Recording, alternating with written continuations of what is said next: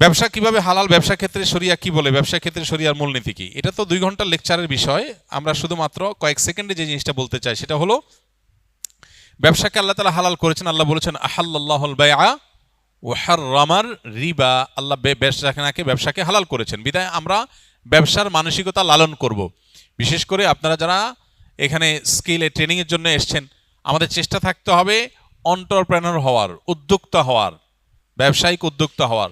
স্বপ্ন দেখেন, চেষ্টা করেন, সাধনা করেন, আল্লাহর কাছে দোয়া করেন, দেখবেন আল্লাহ তাআলা বারাকা দিয়ে দিয়েছে।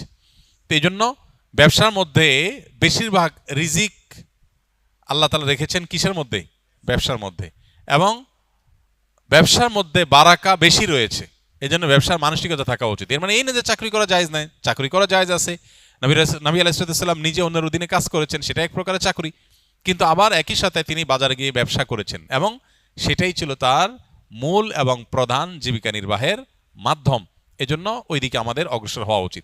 ব্যবসা ক্ষেত্রে বেশ কয়েকটা মূলনীতি লক্ষ্য রাখতে হয়। সবচেয়ে বড় জিনিস হলো যে হারাম জিনিসে ব্যবসা করা হারাম। যে জিনিস হারাম সেটা ব্যবসা করাও কি? যেটা আমার জন্য খাওয়া জায়েজ না সেটা আরেকজনের কাছে বেচাও জায়েজ না। এটা হলো একটা কমন মূলনীতি। দ্বিতীয়ত হলো, ব্যবসা করার ক্ষেত্রে নবী আলাইহিস সালাম বলেছেন সামহান ইযা রাহিমাল্লাহু ইমরাআন সামহান ইযা বা সামহান ইযা ইশতারা।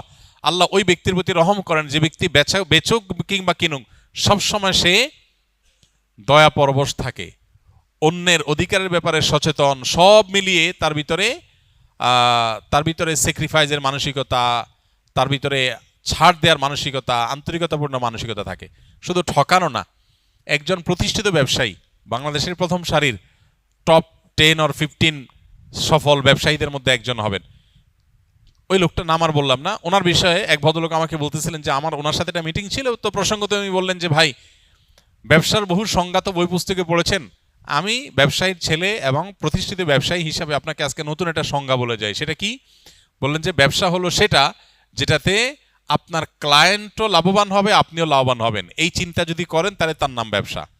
আর যদি মনে হয় যে আমি কিভাবে লাভবান হবে সেই চিন্তা করি, ক্লায়েন্ট মরে মরুক, ধ্বংস হয় হোক, তাতে আমার দেখার দরকার নেই, তো এটা ব্যবসা না, এটার নাম ডাকাতি। কথা বুঝে আসছে?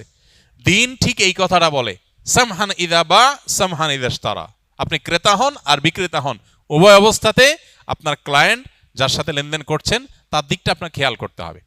আমার মনে আছে থাইল্যান্ডের ব্যাংককে একটা দোকানে একটা প্রোডাক্ট কিনতে গেছি আমি। তো যে জিনিসটা কিনতে গেছি, আমার এক নিকটাত্মী উনি অর্ডার করেছেন যে এই জিনিসটা আনার জন্য। তো ওখানে যেহেতু ওইটা আমি পাইছি, আমি দোকানদারকে বললাম যে এটা একটা নিছি, নেওয়ার পর বললাম সন্দেহ হচ্ছে আরেকটা আছে একটু বেশ কম, আমার মনে হচ্ছে যে যদি ওইটা হয়, বেচারা চাইছে দুইটাই নিয়ে যাই, এই জন্য বললাম ওইটা দাও। পরে আমাকে দোকানদার বলল যে তুমি যেটা নিচ্ছো আর এটা নিচ্ছো সেম জিনিস, এখানে যে পার্থক্য দেখছো এটার কারণে ম্যাটেরিয়ালে কোনো পার্থক্য হয়নি। তিনি আমাকে বুঝালেন জিনিসটা সেম, তুমি যদি নাও তাহলে ডাবল লাগলে তুমি নিতে পারো, না হলে তুমি অহেতুক এটা নেওয়ার কোনো যুক্তি নেই। তুমি যেটা নিয়ে সেটার ভিতরে চুল পরিমাণ ম্যাটেরিয়ালে কোনো বেশ কম নাই।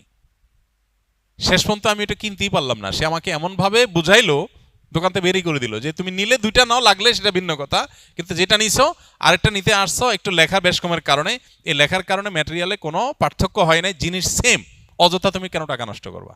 আমাকে সে কিনতেই দেয় নাই, আমি বাইরে চলে আসছি। একজন অমুসলমান, একজন ভিন্ন ধর্মাবলম্বী, সে তার দোকান থেকে, আমি একজন ভিনদেশী, সে আমাকে প্রোডাক্টটা বিক্রি করলো না।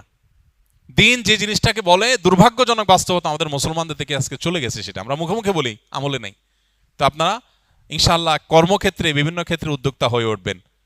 টাকা না খেয়ে থাকলেন, টাকা কম কামাই করলেন, উপার্জন কম হলো, কিন্তু কখনো কোনো মানুষের ক্ষতি যেন আমার দ্বারায় না হয়। আল্লাহ আমাদেরকে সেটা করার তৌফিক দান করুন।